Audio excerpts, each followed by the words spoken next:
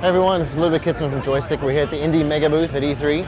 I'm having a look at the PlayStation Vita version of Flower. This is the second game that Game Company did for PlayStation 3. This one preceded Journey. We're looking at the Vita version here. As you can see, you can choose your different control options before you actually get into the game. There's one for touch and one for motion. Let's start with motion because that's going to be similar to the way it played on PS3. So you've got your wind gust mapped to the trigger here, and essentially you're just going to turn, and it's pretty responsive. Graphically, the fidelity is very similar to the PlayStation 3 version.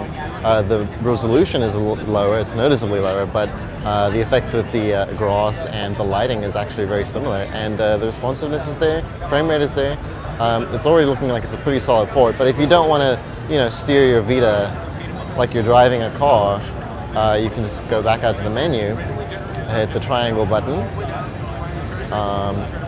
and we'll switch to touch. Now this is a little bit interesting. It's a little different. I'm going to resume the game here. So now you're sort of putting your thumbs over here. You're using your back finger on the back pad to speed up. So I'm touching the back right now, I'm speeding up, and you're essentially controlling it like this. You're sort of still you're imagining a steering wheel, but it's simply up and down motions as you sort of steer your way through here. You can activate a wind gust over there.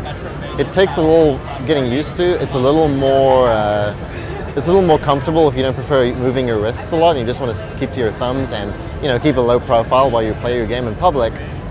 Some people don't want to be disturbed, right? And I would say this is a pretty fun way to play. It's not as aligned with the way that the pedals move as you would with a DualShock 3 controller. It doesn't feel as natural because you're still sliding your thumbs across the screen, like you're still feeling that motion. But otherwise, it seems like a pretty solid port. We're still waiting to hear on exact release details and pricing. But I think if you want to play Flower on the go, and it's a very serene experience, so you'll probably have your headphones hooked up while you're playing this. Overall, it looks like a really solid port. The new controls work pretty well. I think the motion control works just as well as it did on PlayStation 3.